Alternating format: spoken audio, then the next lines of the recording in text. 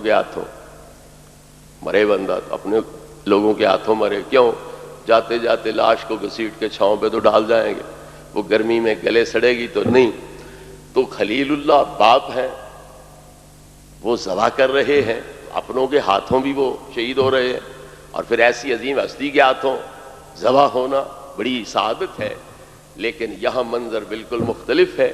حسین پاک رضی اللہ تعالی عنہ نبی پاک کے ہاتھوں ذبح نہیں ہو رہے ہیں، بلکہ نبی کریم علیہ السلام دور کھڑے ہو کر دیکھ رہے ہیں کہ ایک ڈبہ چتلا کتا میرے حسین کے خون میں اپنا منہ ڈال رہا ہے۔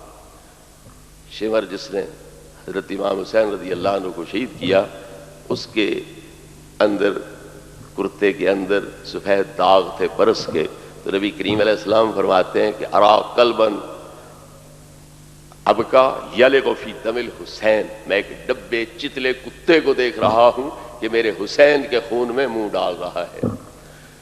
تو حسین پاک کو شہید کرنے والا یہ خبیث اور حسین اس کے ہاتھوں شہید ہو رہے ہیں، اور نبی کریم علیہ السلام میدان کربلا میں کھڑے ہو کر اپنے بیٹے کی اس قربانی کا مشاہدہ کر رہے ہیں۔ تو پھر اس باپ کا صبر و استقلال کتنا ہے کہ جو ایسے لوگوں کے ہاتھوں اپنے بیٹے کو ذبح ہوتے دیکھے، اور اس بیٹے کے صبر و استقامت کا حال کیا ہے کہ ایسے کمینے کے ہاتھوں اپنے آپ کو ذبح کروا کے اللہ کے حضور اپنے خون کی سرخی سے سرخرو ہو کر حاضری دے رہا۔ مکہ شریف میں حضرت عبداللہ ابن عباس رضی اللہ عنہما اور مدینہ پاک میں حضرت ام سلمہ رضی اللہ عنہا خواب دیکھتے ہیں۔ دوپہر کا وقت ہے، نبی کریم علیہ السلام تشریف لائے، بالوں پر کپڑوں پر جس طرح کوئی لمبے سفر سے آئے گرد و غبار پڑی ہو، اس طرح کی گرد و غبار ہے، اور ایک بوتل سی ہاتھ میں ہے، اس میں کوئی سرخ چیز ہے۔ تو حضرت ام سلمہ نے مدینہ پاک میں، حضرت عبداللہ ابن عباس نے مکہ شریف میں یہ خواب دیکھا اور عرض کیا ہمارے ماں باپ آپ پہ قربان ہوں، یہ کیا منظر ہے جو ہم دیکھ رہے ہیں؟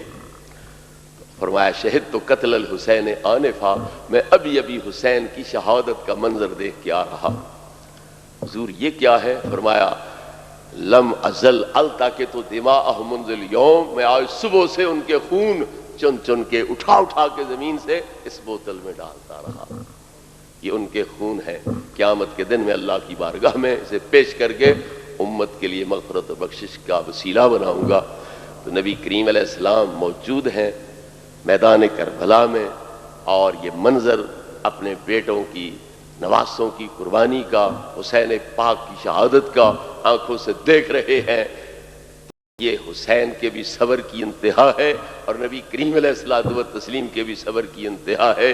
اقبال مرحوم کہہ گئے غریب و سادہ و رنگی ہے داستان حرم، نہایت اس کی حسین ابتدا ہے اسماعیل۔ تو امام حسین رضی اللہ تعالی عنہ نے گویا اس قربانی کی تکمیل آ کے کر دی ہے۔ حضرت اسماعیل علیہ السلام شہید نہیں ہوئے، ذبح نہیں ہوئے، کیوں؟ ابھی ان سے آگے نبی کریم علیہ السلام کا نور پاک منتقل نہیں ہوا تھا۔ اگر وہ ذبح ہو جاتے تو پھر نبی پاک صلی اللہ علیہ وسلم کے نور پاک کا ظہور نہ ہو سکتا، اور اس نور کا ظہور نہ ہوتا تو مقصد تخلیق کائنات ادھورا رہ جاتا، نامکمل رہ جاتا، کیونکہ اللہ رب العزت کا ارشاد ہے انما خلقت الدنیا واہلها لأعرفهم منزلتك وکرامتك عندی، اے محبوب میں نے دنیا اور دنیا والوں کو پیدا اس لیے کیا ہے کہ تمہاری شان محبوبیت ان کو دکھلاؤں۔ اور فرمایا لولا کا لما اکلت الغبراء ولا ازلت الخضراء، اے محبوب اگر تمہارا وجود نہ ہوتا نہ میں فرش زمیں بچھاتا، نہ میں آسمان کا سائبان پھیلاتا۔ اور حضور مجدد الف ثانی نے جو مکتوبات میں حدیث نقل کی ہے، اس میں اعلان کیا ہے لولا کا لما اظہرت ربوبیتا، اے محبوب اگر تم نہ ہوتے تو میں اپنا رب ہونا بھی ظاہر نہ کرتا۔ رب وہ ہوتا ہے جو پیدا کرے، پالے، پروان چڑھائے، تو نہ میں پیدا کرتا کسی چیز کو، نہ پالتا پروان چڑھاتا، تو نہیں میری ربوبیت کا اظہار ہو سکتا۔ یہ اظہار کیا ہے میں نے تو تیری خاطر کیا۔ اس لیے حضرت اسماعیل علیہ السلام کو تو بچا لیا گیا، اور اللہ رب العزت نے فدیہ دیا۔ جس کے بچے کو تکلیف پہنچے اس کے سر کا صدقہ باپ دیا کرتا ہے، دوسروں کو کیا پڑی ہے وہ کیوں دے؟ تو حضرت ابراہیم کو کہا جاتا ہے ان کے سر کا صدقہ دے دو، ہم بچا لیتے ہیں، ان کی جگہ اس صدقے کو قبول کر لیتے ہیں۔ نہیں، اللہ فرماتا ہے فدیناہ، ہم نے فدیہ دیا، ہم نے بدلہ دیا۔ تو اللہ کو کیوں فدیہ دینا پڑا؟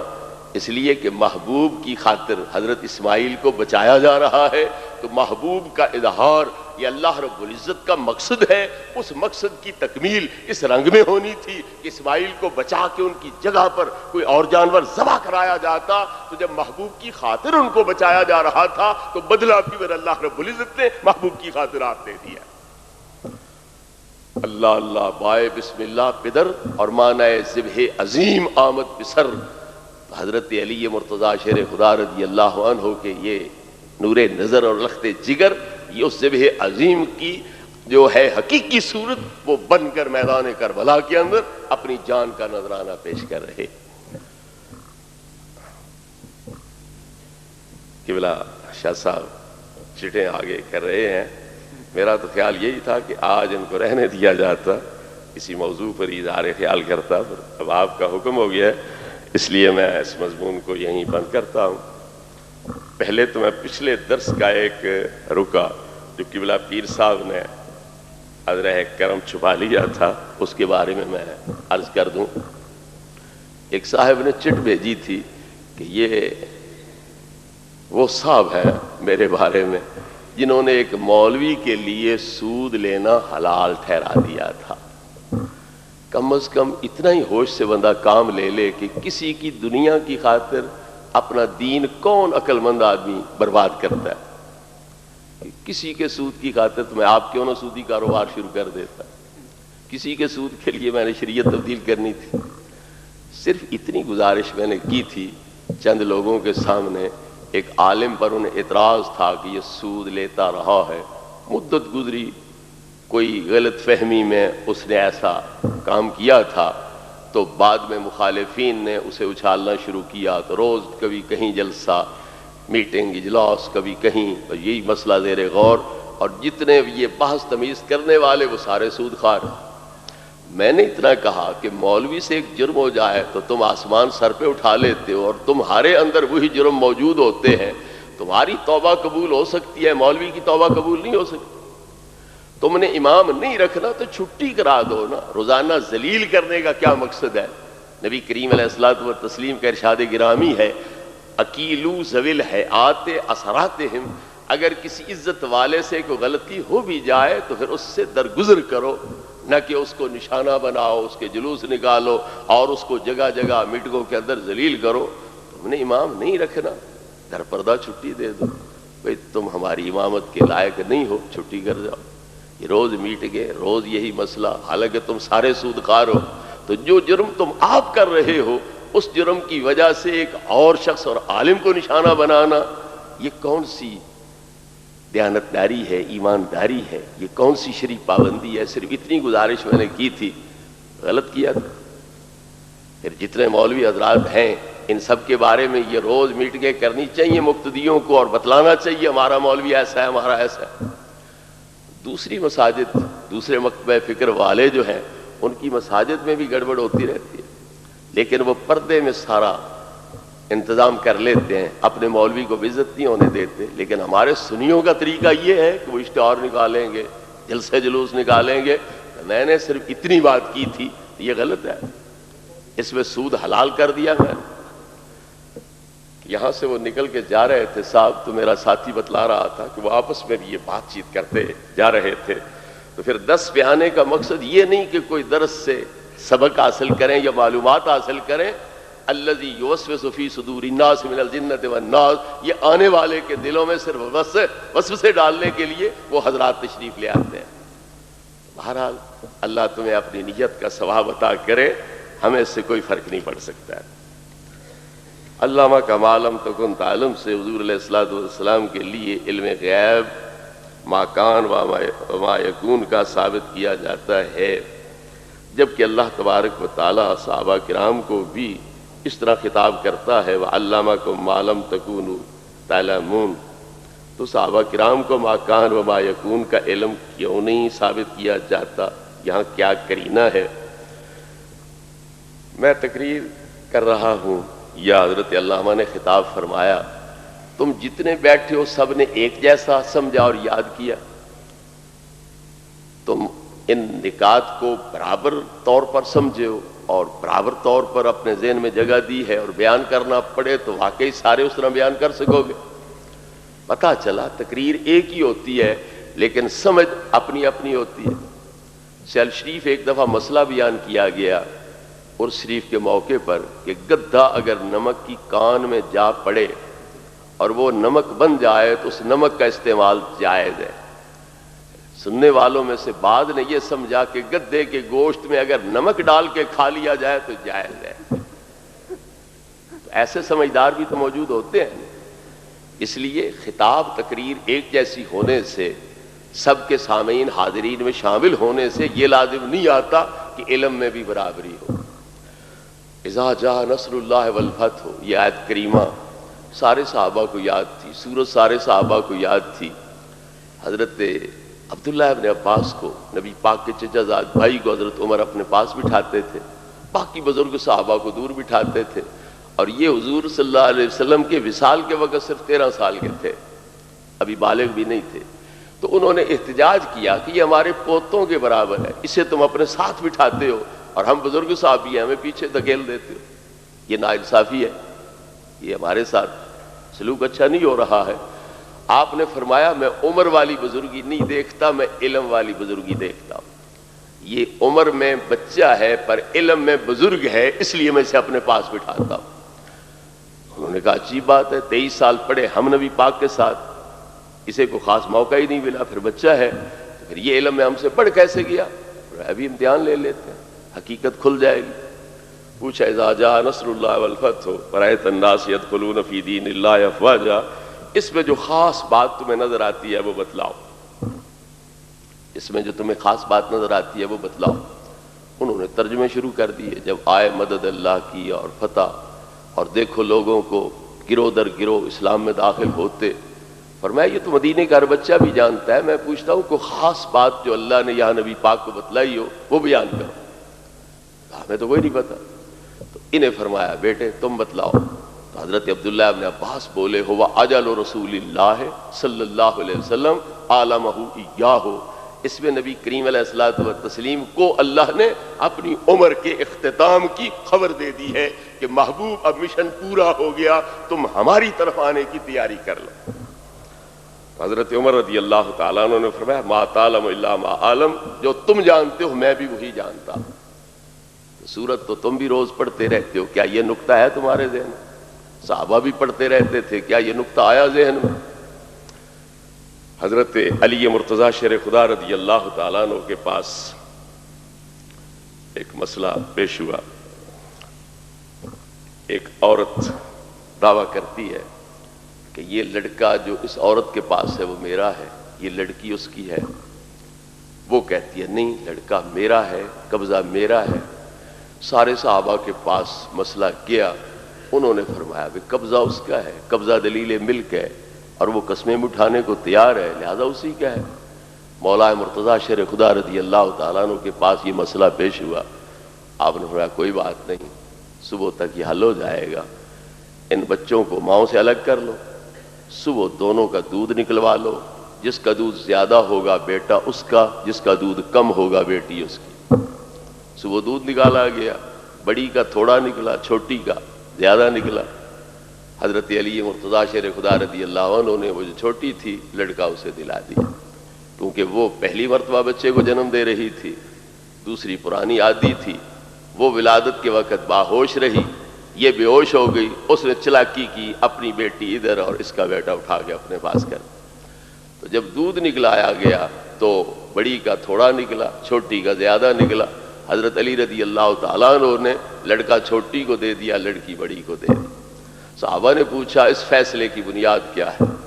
مولا مرتضیٰ نے فرمایا قرآن۔ نے کہا قرآن میں تو کوئی ایسی آیت کوئی نہیں۔ فرمایا ہے تو صحیح، اور کوئی نہ کرے تو مرضی ان کی، ہے تو صحیح، کون سی آیت ہے؟ فرمایا للذکر مثل حظ الانثیین اللہ فرماتا ہے کہ مذکر کے لیے مؤنث کی نسبت دگنا حصہ ہے، بیٹے کے لیے بیٹی کی نسبت دگنا حصہ ہے، تو مرے ہوئے کی وراثت سے دگنا دلاتا ہے تو پیدا ہوتے دگنا کوئی نہیں دیتا۔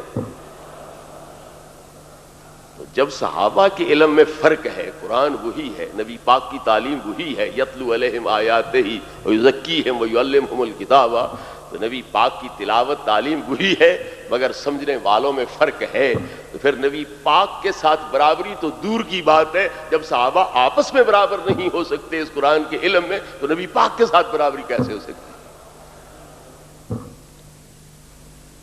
بزرگان دین فرماتے ہیں، علماء اسلاف فرماتے ہیں، ان لکل آیت 60,000 فہم، ہر آیت کے نیچے 60 ہزار معنی موجود۔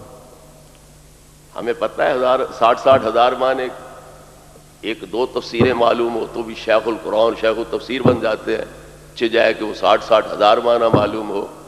تو ماں کا لفظ ایک جگہ آنے سے یا اللہ کی تعلیم ایک جیسی ہونے سے علم میں برابری لازم کوئی نہیں آتی ہے۔ وجہ کیا ہے؟ عقل کا فرق، حافظے کا فرق، ذہانت فطانت کا فرق، اور نبی کریم علیہ السلام کی عقل مبارک کتنی ہے؟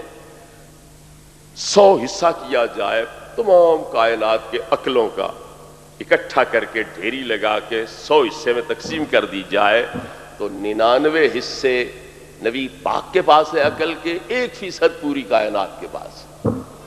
لیکن شیخ عبدالحق محدث دہلوی فرماتے ہیں کہ نہیں، اگر 1000 حصہ کر دیا جائے تو 999 حصہ عقل کا نبی پاک کے پاس ہے، 1 فی 1000 جو ہے وہ ساری مخلوقات کے پاس۔ لیکن وہب بن منبہ سے بھی آگے چلے گئے، وہ تابعین میں سے ہیں، اور 70 اگلے صحیفے کتابوں کا انہوں نے مطالعہ کیا۔ وہ کہتے ہیں کہ اگلی کتابوں میں یہ لکھا ہے کہ نبی کریم علیہ السلام کا عقل پہاڑ کی طرح ہے، باقی ساری مخلوق کی عقل جو ہے وہ کنکرے کے برابر ہے۔ تو پھر نبی پاک کی جب عقل اتنی، اور اللہ پاک آپ کو پڑھانے والا، اسرار و رموز سے آگاہ کرنے والا ہے، پھر آپ کے علم کے ساتھ دوسروں کے علم کی برابری کیا ہو سکتی؟ لہذا علامہ کا ما لم تکن تعلم وہ ہوگا نبی پاک کی شان کے لائق، اور جو ما لم تکونوا تعلمون ہے اس میں ہوگا ان کی شان کے لائق۔ تو اس لیے ماں کا لفظ دونوں جگہ سے ہی، لیکن برابری علموں کے اندر اس سے نہیں لازم آ سکتی۔ جی اور کیا؟ میدان کربلا میں حضرت علی اصغر کے لیے امام حسین رضی اللہ عنہ نے پانی مانگا تو ان کے گلے میں تیر مار دیا گیا۔ وضاحت تصدیق درکار ہے، کیا گھوڑے میدان کربلا میں گئے تھے یا غلط بیان کیا جاتا ہے؟ اقبال مرحوم کہہ گئے، ادنا سی بات تھی اندیشہ عجم نے اسے بڑھا دیا ہے فقط زیب داستاں کے لیے۔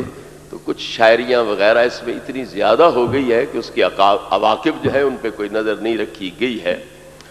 امام حسین رضی اللہ تعالیٰ عنہ کے بارے میں البدایہ والنہایہ میں یہ روایت بھی موجود ہے کہ آپ نے 10 کی صبح کو جب تیاری کی تھی جنگ کے لیے تو غسل فرما کے نئے کپڑے تبدیل کر کے آپ میدان جنگ میں تشریف لے گئے تھے۔ تو نہانے کے لیے پانی تھا، پینے کے لیے کوئی نہیں تھا۔ پھر خود شیعہ روایات میں نے پڑھا ہے، ارشاد مفید کے اندر ہے اور باقی کتابوں میں بھی، کہ یہ شہزادے خیمے سے نکل کر حضور امام حسین رضی اللہ تعالیٰ عنہ کی گود میں جا بیٹھے، جو خیمے کے باہر دروازے پر بیٹھے تھے۔ ادھر دشمن نے تیر مارا تو آپ کی گودی میں یہاں بیٹھے ہوئے اس شہزادے کو یہ تیر لگ گیا، اس طرح پر آپ شہید ہو گئے۔ تو لہٰذا اس قسم کی روایتوں کی کوئی بنیاد نہیں ہے۔ باقی رہ گیا گھوڑے کا مسئلہ، بعض روایتوں میں بے شک ایک گھوڑے کا ذکر آتا ہے، امام حسین رضی اللہ تعالیٰ عنہ گھوڑے پہ سوار ہو کے گئے، لیکن اصل جو سواریاں ہیں وہ اونٹ ہیں۔ اور جب حضرت علی رضی اللہ تعالیٰ عنہ کربلا کے اس مقام پر اور فرات کے اس کنارے پر پہنچے تو پکار کے فرمایا، صبرن ابا عبداللہ علی شط الفرات، اے ابو عبداللہ، اے حسین، فرات کے اس کنارے پر صبر کے ساتھ نبھانا ہوگا۔ حضور کیوں یہ صبر کی تلقین کر رہے ہو؟ کیا وجہ ہے؟ سبب کیا ہے؟ فرمایا، فتیۃ من اہل البیت ہا ہنا محط رحالہم وہا ہنا مناخ رکابہم وہا ہنا محراق دمائہم۔ میرے اہل بیت کے کچھ جوان ہوں گے، یہاں ان کے اونٹ بیٹھے ہوں گے، یہاں ان کے پالان پڑے ہوں گے، اور یہاں ان کے خون کی ندیاں بہہ رہی ہوں۔ آپ نے گھوڑوں کی پچھاڑیاں کہاں رکھی ہوں گی، بندھی ہوں گی، یہ نہیں بیان کیا، رکاب کا لفظ ذکر فرمایا اور وہ اونٹوں کو کہتے ہیں، اور رحال کا لفظ فرمایا وہ اونٹ کے پالان کو کہتے ہیں۔ تو لہذا عمومی سواریاں کربلا میں اونٹ ہی ہیں، گھوڑا ہے یا نہیں بعض نے ذکر کیا ہے، بعض نے نہیں ذکر کیا سرے سے۔ تو اس لیے یہ گھوڑے والی بات بھی کوئی پختہ نہیں ہے، اور اب تو میرے خیال میں لاکھوں گھوڑے حسین پاک کے بن گئے، صرف پاکستان میں شمار کوئی نہیں ہو سکتا۔ تو کیا حسین اتنے ہی گھوڑے لے کے گئے تھے جتنے ہندوستان، پاکستان، ایران وغیرہ میں یہ سارے ذوالجناح بنے ہوئے ہیں؟ یہ سارے ان ہی الا اسماء سمیتموها انتم وآباؤکم ما انزل اللہ بہا من سلطان۔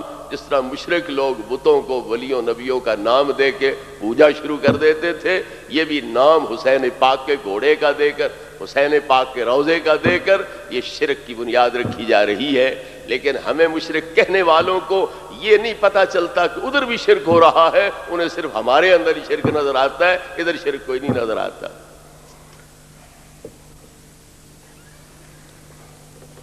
انما المؤمنون اخوۃ، اس آیت کے تحت ہم مومن نبی کریم علیہ الصلوۃ والتسلیم کے بھی بھائی تو نہیں بن گئے؟ جن کا باپ ایک ہو وہ آپس میں بھائی بھائی بنیں گے، تو جو باپ کو بھی بھائی بنا لے گا تو اسے باپ نیا بنانا پڑے گا نا۔ کیا خیال ہے؟ بھائی تو ہم اس لیے بنے کہ نبی پاک ہمارے باپ، آپ کی بیویاں ہماری مائیں، ہم آپس میں ہو گئے بھائی۔ جب ہم نبی کو بھی اپنا بھائی بنا لیں گے تو باپ کوئی اور پھر بنانا پڑے گا نا۔ ہم تو نبی کریم علیہ السلام کو ہی باپ سمجھتے ہیں، کوئی بھائی سمجھتا ہے تو پھر وہ تلاش کرے کہ اس کا باپ کون ہے۔ حضور اگر نبی اکرم صلی اللہ تعالی علیہ وسلم کو علم غیب تھا تو تہمت کے بارے میں صلاح مشورہ کیوں کیا؟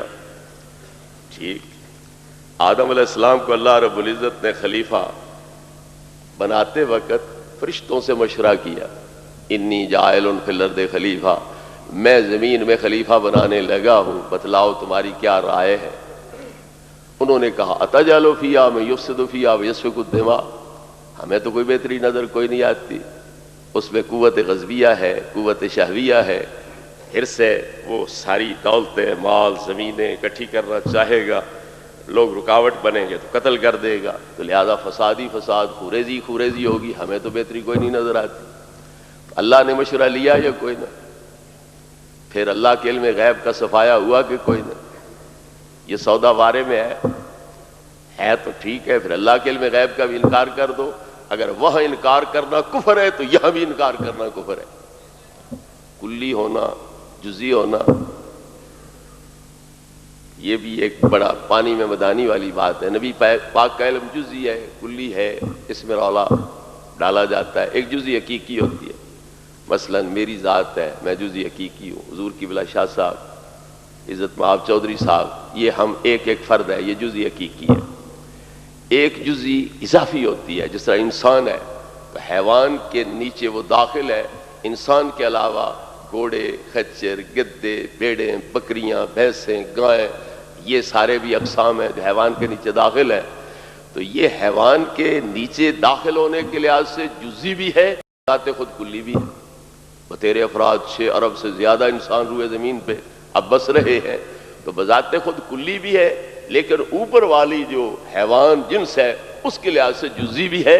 تو نبی کریم علیہ السلام کا علم اللہ کے لحاظ سے جزئی بھی ہے، کائنات کے لحاظ سے کلی بھی ہے۔ یہ کلی ہے کہ جزئی ہے، یہ جہالت کا مظاہرہ ہے۔ کون الو کہے گا کہ نبی پاک کو صرف ایک چیز کا علم ہے، 2 چیزوں کا نہیں ہے؟ تو جزئی حقیقی تو مان سکتا ہی کوئی نہیں، بقائم یہ ہوش و حواس مانے گا تو جزئی اضافی مانے گا۔ تو جزئی اضافی اور کلی میں منافات کیا ہے؟ انسان جزئی اضافی بھی ہے، کلی بھی ہے۔ حیوان جس میں نامی کے نیچے داخل ہے تو بذات خود کلی بھی ہے، بہت بڑی کلی ہے، لیکن جس میں نامی کے لحاظ سے نشو و نما پانے والے اجسام کے لحاظ سے جزئی بھی ہے۔ جس میں نامی جسم مطلق کے نیچے داخل ہے اس لحاظ سے جزئی بھی ہے، بذات خود بہت بڑی کلی بھی ہے۔ تو کلی اور جزئی اضافی میں کوئی منافات نہیں ہے۔ اور یاد رکھو صحابہ کرام علیہ رضوان سے جو مشورہ کیا سرکار نے، تو صحابہ کرام نے کہیں باہر سے دلیلیں دی ہیں یا خود نبی پاک کی ذات سے دلیلیں دی؟ حضرت عمر کہتے ہیں میں نے آپ کے کرتے پر مکھی بیٹھتے نہیں دیکھی. جو خدا مکھی کے پاؤں کے ساتھ لگنے والی معمولی پلیدی آپ کے کرتے کے قریب نہیں آنے دیتا، وہ ایسی پلیدی آپ کے حرم پاک کے قریب کیسے آنے دے گا؟ تو وہ دلیل کہیں باہر سے لا رہے ہیں یا نبی پاک کی ذات سے دلیل لے رہے ہیں؟ حضرت عثمان کہتے ہیں میں نے آپ کا سایہ زمین پہ پڑتے نہیں دیکھا. تو جو آپ کے عکس کو ان پلید اور گندی جگہوں پر پڑنے سے بچاتا ہے، کوئی اوپر پیر نہ رکھ دے، بے ادبی نہ کر دے، اس بے ادبی سے بچاتا ہے، تو جو خدا اتنا احترام آپ کا کرتا ہے کہ سایہ اٹھا دیتا ہے تاکہ گندی جگہ پہ نہ پڑے، کوئی پیر رکھ کے بے ادبی نہ کرے، تو وہ تمہاری بیوی کو ایسی پلیدیوں سے کیوں نہیں بچائے گا؟ حضرت علی عرض کرتے ہیں حضور آپ نماز پڑھ رہے تھے، جوڑے کے ساتھ کوئی ناپسندیدہ چیز لگی تھی، اللہ نے عین نماز میں اتروا دیا تھا. جو ایسا جوڑا آپ کے پیروں میں برداشت نہیں کرتا، وہ ایسی بیوی آپ کے گھر کیسے برداشت کرے گا؟ تو صحابہ نے دلیلیں باہر سے دی ہے یا خود نبی پاک کی ذات سے لی؟ تو صحابہ کو نظر آ رہا ہے مکھی نہیں بیٹھتی، سایہ نہیں پڑتا، جوتا کیوں اتارا؟ تو خود نبی پاک کو یہ سمجھ کوئی نہیں آ رہی تھی.